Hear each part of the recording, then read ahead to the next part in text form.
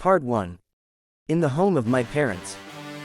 It has turned out fortunate for me today that destiny appointed Braunau on the Inn to be my birthplace.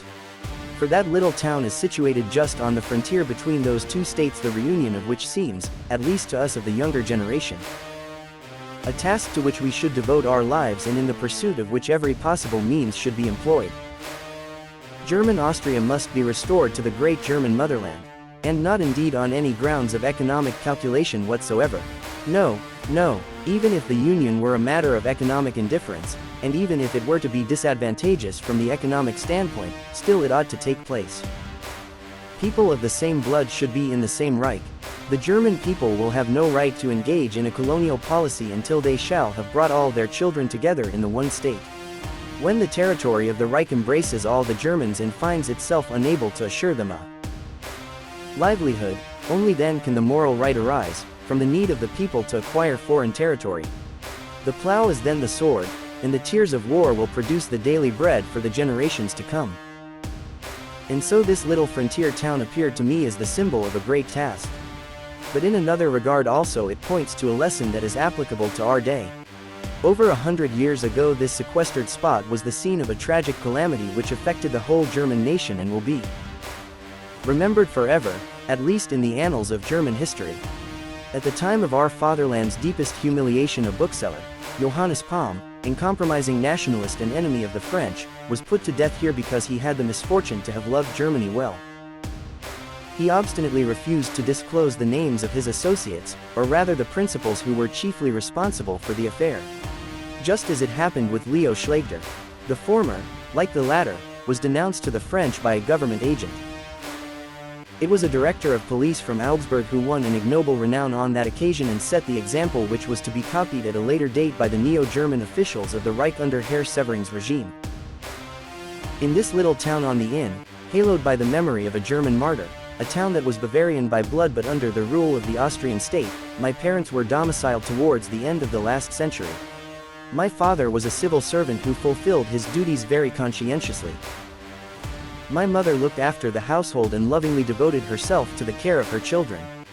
From that period I have not retained very much in my memory, because after a few years my father had to leave that frontier town which I had come to love so much and take up a new post farther down the Inn valley, at Passau, therefore actually in Germany itself. In those days it was the usual lot of an Austrian civil servant to be transferred periodically from one post to another. Not long after coming to Passau my father was transferred to Linz, and while there he retired finally to live on his pension. But this did not mean that the old gentleman would now rest from his labors. He was the son of a poor cottager, and while still a boy he grew restless and left home. When he was barely 13 years old he buckled on his satchel and set forth from his native woodland parish. Despite the dissuasion of villagers who could speak from experience, he went to Vienna to learn a trade there. This was in the 50th year of the last century. It was a sore trial, that of deciding to leave home and face the unknown, with 3 gulden in his pocket. By when the boy of 13 was a lad of 17 and had passed his apprenticeship examination as a craftsman he was not content. Quite the contrary. The persistent economic depression of that period and the constant want and misery strengthened his resolution to give up working at a trade and strive for something higher. As the boy it had seemed to him that the position of the parish priest in his native village was the highest in the scale of human attainment, but now that the big city had enlarged his outlook the young man looked up to the dignity of a state official as the highest of all, with the tenacity of one whom misery and trouble had already made old. When only halfway through his youth the young man of 17 obstinately set out on his new project and stuck to it until he won through. He became a civil servant. He was about 23 years old, I think, when he succeeded in making himself what he had resolved to become. Thus he was able to fulfill the promise he had made as a poor boy not to return to his native village until he was somebody. He had gained his end. But in the village there was nobody who had remembered him as a little boy, and the village itself had become strange to him. Now at last, when he was 56 years old, he gave up his active career, but he could not bear to be idle for a single day. On the outskirts of the small market town of Lambach in Upper Austria he bought a farm and tilled it himself. Thus, at the end of a long and hard-working career, he came back to the life which his father had led. It was at this period that I first began to have ideals of my own. I spent a good deal of time scampering about in the open, on the long road from school, and mixing up with some of the roughest of the boys, which caused my mother many anxious moments. All this tended to make me something quite the reverse of a stay-at-home. I gave scarcely any serious thought to the question of choosing a vocation in life, but I was certainly quite out of sympathy with the kind of career which my father had followed. I think that an inborn talent for speaking now began to develop and take shape during the more or less strenuous arguments which I used to have with my comrades. I had become a juvenile ringleader who learned well and easily at school but was rather difficult to manage. In my free time I practiced singing in the choir of the monastery church at Lambach, and thus it happened that I was placed in a very favorable position to be emotionally impressed again and again by the magnificent splendor of ecclesiastical ceremonial. What could be more natural for me than to look upon the abbot as representing the highest human ideal worth striving for, just as the position of the humble village priest had appeared to my father in his own boyhood days. At least, that was my idea for a while. But the juvenile disputes I had with my father did not lead him to appreciate his son's oratorical gifts in such a way as to see in them a favorable promise for such a career, and so he naturally could not understand the boyish ideas I had in my head at that time. This contradiction in my character made him feel somewhat anxious. As a matter of fact, that transitory yearning after such a vocation soon gave way to hopes that were better suited to my temperament. Browsing through my father's books, I chanced to come across some publications that dealt with military subjects. One of these publications was a popular history of the Franco-German War of 1870–71. It consisted of 2 volumes of an illustrated periodical dating from those years. These became my favorite reading. In a little while that great and heroic conflict began to take first place in my mind. And from that time onwards I became more and more enthusiastic about everything that was in any way connected with war or military affairs. But this story of the Franco-German War had a special significance for me on other grounds also.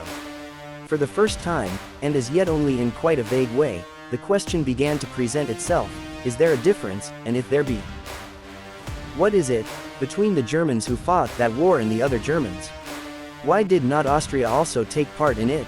Why did not my father and all the others fight in that struggle? Are we not the same as the other Germans? Do we not all belong together? That was the first time that this problem began to agitate my small brain. And from the replies that were given to the questions which I asked very tentatively, I was forced to accept the fact, though with a secret envy, that not all Germans had the good luck to belong to Bismarck's empire. This was something that I could not understand. It was decided that I should study.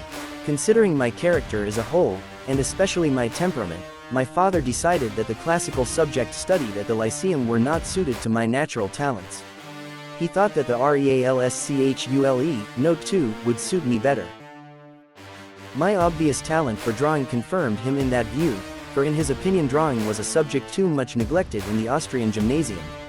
Probably also the memory of the hard road which he himself had traveled contributed to make him look upon classical studies as unpractical and accordingly to set little value on them. At the back of his mind he had the idea that his son also should become an official of the government. Indeed he had decided on that career for me. The difficulties through which he had to struggle in making his own career led him to overestimate what he had achieved. Because this was exclusively the result of his own indefatigable industry and energy. The characteristic pride of the self-made man urged him towards the idea that his son should follow the same calling and if possible rise to a higher position in it. Moreover, this idea was strengthened by the consideration that the results of his own life's industry had placed him in a position to facilitate his son's advancement in the same career. He was simply incapable of imagining that I might reject what had meant everything in life to him. My father's decision was simple, definite, clear and, in his eyes, it was something to be taken for granted. A man of such a nature who had become an autocrat by reason of his own hard struggle for existence, could not think of allowing inexperienced and irresponsible young fellows to choose their own careers. To act in such a way, where the future of his own son was concerned, would have been a grave and reprehensible weakness in the exercise of parental authority and responsibility, something utterly incompatible with his characteristic sense of duty. And yet it had to be otherwise. For the first time in my life, I was then 11 years old, I felt myself forced into open opposition. No matter how hard and determined my father might be about putting his own plans and opinions into action, his son was no less obstinate in refusing to accept ideas on which he set little or no value. I would not become a civil servant. No amount of persuasion and no amount of grave warnings could break down that opposition. I would not become a state official, not on any account. All the attempts which my father made to arouse in me a love or liking for that profession, by picturing his own career for me, had only the opposite effect. It nauseated me to think that one day I might be fettered to an office stool, that I could not dispose of my own time but would be forced to spend the whole of my life filling out forms. One can imagine what kind of thoughts such a prospect awakened in the mind of a young fellow who was by no means what is called a good boy, in the current sense of that term. The ridiculously easy school tasks which we were given made it possible for me to spend far more time in the open air than at home. Today, when my political opponents pry into my life with diligent scrutiny, as far back as the days of my boyhood, so as finally to be able to prove what disreputable tricks this Hitler was accustomed to in his young days, I thank heaven that I can look back to those happy days and find the memory of them helpful. The fields and the woods were then the terrain on which all disputes were fought out. Even attendance at the REALSCHULE could not alter my way of spending my time. But I had now another battle to fight. So long as the paternal plan to make a state functionary contradicted my own inclinations only in the abstract, the conflict was easy to bear. I could be discreet about expressing my personal views and thus avoid constantly recurrent disputes. My own resolution not to become a government official was sufficient for the time being to put my mind completely at rest. I held on to that resolution inexorably. But the situation became more difficult once I had a positive plan of my own which I might present to my father as a counter-suggestion. This happened when I was 12 years old. How it came about I cannot exactly say now, but one day it became clear to me that I would be a painter, I mean an artist. That I had an aptitude for drawing was an admitted fact. It was even one of the reasons why my father had sent me to the REALSCHULE, but he had never thought of having that talent developed in such a way that I could take up painting as a professional career. Quite the contrary. When, as a result of my renewed refusal to adopt his favorite plan, my father asked me for the first time what I myself really wished to be, the resolution that I had already formed expressed itself almost automatically. For a while my father was speechless. A painter, an artist painter, he exclaimed. He wondered whether I was in a sound state of mind. He thought that he might not have caught my words rightly, or that he had misunderstood what I meant. But when I had explained my ideas to him and he saw how seriously I took them, he opposed them with that full determination which was characteristic of him. His decision was exceedingly simple and could not be deflected from its course by any consideration of what my own natural qualifications really were. Artist, not as long as I live, never. As the son had inherited some of the father's obstinacy, besides having other qualities of his own, my reply was equally energetic. But it stated something quite the contrary. At that our struggle became stalemate. The father would not abandon his, never, and I became all the more consolidated in my, nevertheless. Naturally the resulting situation was not pleasant. The old gentleman was bitterly annoyed, and indeed so was I, although I really loved him. My father forbade me to entertain any hopes of taking up the art of painting as a profession. I went a step further and declared that I would not study anything else. With such declarations the situation,